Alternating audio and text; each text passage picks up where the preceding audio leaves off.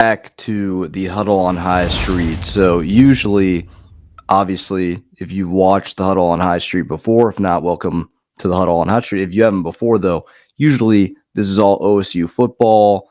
This is me breaking down what's going on in the transfer portal, what's going on with an Ohio State football game. Obviously, though, we're now in the off season. There were things that were done with the players, interviews from the transfers today. But I did want to get into another topic that's just big within Ohio State right now, and it's the job status for that of Chris Holtmann with an OSU basketball team that has now lost 6 of their last 7 games. And I didn't even realize that till I looked at it. And you know it's bad. And we all knew it was bad when this losing streak started, but I didn't even realize, because it was in the middle of it, that they've lost 6 of their last 7. The only win that they've had has been a game against Penn State that obviously they should have won. It was at a home game. Obviously should have won that one. And they've just looked really bad in this month. And it seems as if the same thing happens every year to this team. Last year, they had a lot of momentum. They were playing well.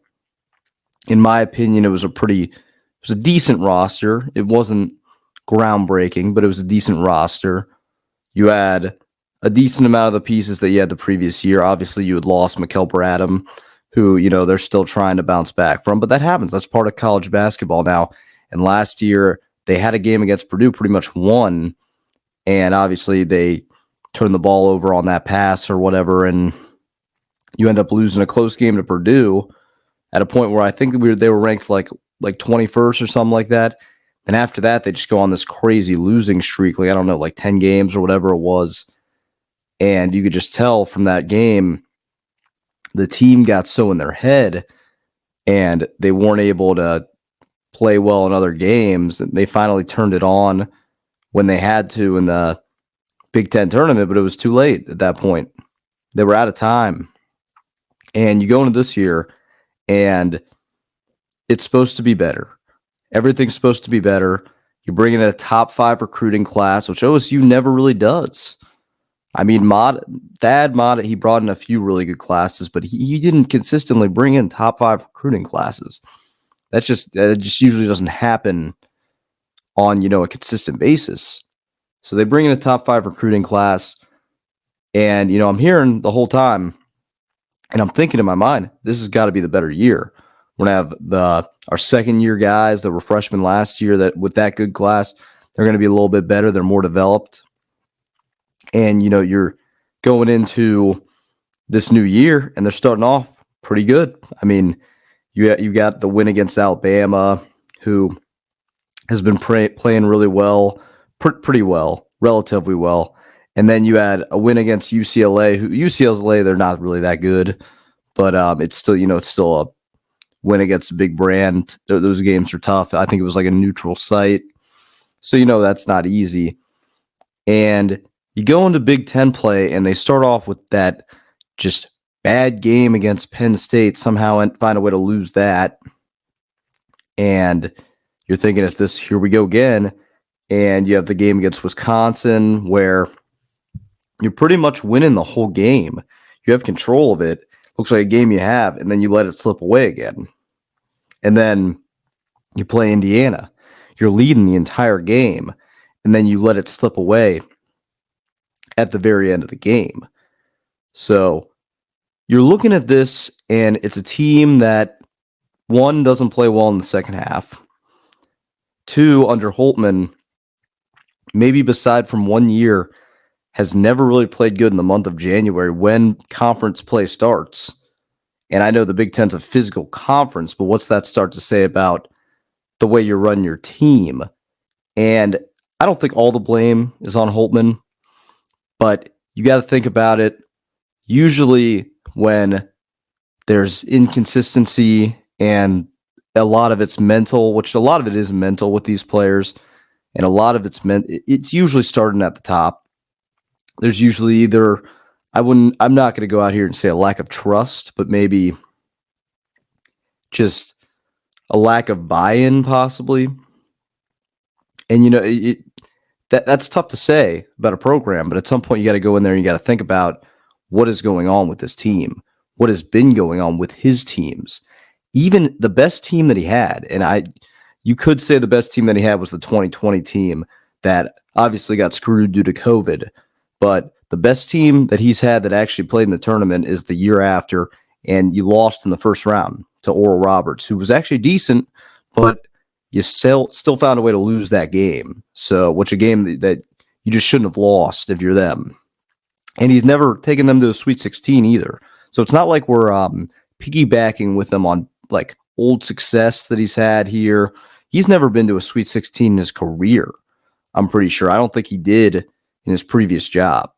So, and then you're looking around at just the lack of success within, the Big Ten play. The past 2 years have been disaster. The year before that was kind of rough. Now they had a push at the Sweet 16 low key. They were able to win that first round game 2 years ago against I don't remember the name. It was the team that went to the Final Four the one year, but he still lost and didn't get to the Sweet 16. And I'm not really a fire the coach guy right off the bat. I usually like to give it a little bit more time, really assess it, and think, okay, so if we fired our guy, is our team in a better place the day after he's fired? That's something you got to ask yourself, because sometimes you might fire a coach and maybe the right candidates aren't there. You got to think about that. So you got to really assess that. And I think today, after what you're seeing, what's been continued to be seen, the 13, 14 road losses in a row, the lack of buy-in, just players just seeming like they're just falling all over themselves, not able to do it anymore. I think it's time. I think it's time where you have to make a change at the head coaching position. And that's tough, but I just think that's the way it's got to be. This is not a team that's been exciting for 10 years. And I mean, you can say, like I said, that 2021 team was exciting, and 2020, I mean, there's no success in the tournament. There's no Big Ten tournament titles. There's no regulars. They haven't won anything. So you break all that down and you're like, okay, has it been better, or has it they're not even winning the Big Ten? And I know that it's not easy to win the Big Ten, but it was more consistent back in the day. It's just none of that's here. I don't see the buy-in. I don't see a team that looks like they're on the rise. It just doesn't. And I keep getting if I hear the same darn thing again, it's a young team. It's a young team. Well, newsflash: every team in college basketball is a young team. Maybe except for Purdue. Nobody retains their guys if they're good enough. If they're good, they go to the NBA. That's just the way it is. There's no Christian Leitners out here anymore. People like Sullinger, who was here back in the day, who stayed his second year, that doesn't happen anymore. Thomas Rob, guys like that doesn't happen anymore. Frank Kaminsky, that does not happen anymore. The only scenario where that's happened has been the Zach Edey guy. And he just happens to have a low draft stock. But you just don't see that anymore. So it's okay, you're saying they're a super young team. I get it, but are they really that young? And why are the players from last year seemingly not getting much better? So you have to factor all that. And I just think that I just don't see a future with him on this team. I think if you keep him another year, it's going to be a big mistake. The same thing's going to happen. It doesn't look like anything's happened that's been there to change. And I think that it's time. I think it's time you got to get rid of him. And I don't think it's just a rash decision. I think this would be a more calculated decision than we know.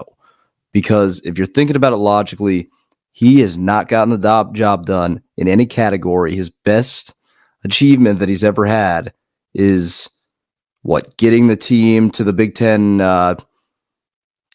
tournament championship game, and then being the 2 seed. That's all he's done. That's not me saying he's went to the Sweet 16 or he's won the Big Ten tournament championship, or he's won the Big Ten regular season championship, or he's been had his team ranked, and they might have been ranked in the top 5 once, but he hasn't done really anything. And the past 2 years have been ugly. Too ugly for, I think, somebody to keep their job. Because you're sitting right now, if you're looking at the schedule, they're 13-8. You've won 6 of your last 7. I don't see a win. I don't see a win until March. Now they might get one, who knows? But I don't see a win with this team till March. Just take a look at their schedule. I don't see it. I don't see it till March. So I don't know what you do at this point with Chris Holtmann. I do know what you do at this point. They got to get rid of Chris Holtmann. And that is the reason that I probably even just said that right there, is because you just hear time and time again from the AD at OSU, when he's leaving too, but you just hear time and time again from the people on the fan base. They're like, how can we get rid of it? It's like, you got to get rid of him. And I think that decision just has to be made. I would have made it. I think my mind was made up after that Michigan game, because that's just a game you got to win. And he wasn't able to get that done. And I think today it's even more official, but they're going to give him the rest of the year. It's clear that's what they're going to do. Really, to be honest, there's no season to really save at this point. The season's over for them. They're not going to the tournament. They're not going to the tournament at this point. Just ride it out, finish out the year, then fire them at the end. There's nothing left. There's nothing to save. There's nothing to, continue. I don't know, but I think you got to let them know too. You got to be like, look, listen, this is going to be it. Finish this out, see it through for the rest of the season. Maybe that motivates them to get some wins, but they're like, we will not be having you back this year. That's what you got to go out there and you got to say at that point, because the program is just at one of those states that it's been bad before, but it hasn't been this bad in what I think has been a long time. So something needs to be done, but it is most likely looking like back-to-back years. OSU's not going to make the tournament, and back-to-back years, it's not even going to be close. So, like I said, you guys know where I stand after this. I would like, if you guys think that, it might be different, you want to comment down below. Let me know what you guys think about Chris Holtmann, what he can do. Is there anybody out there that actually is pushing for this guy to stay? I just don't see it, guys. I don't see a turnaround here. I think you got to get rid of him.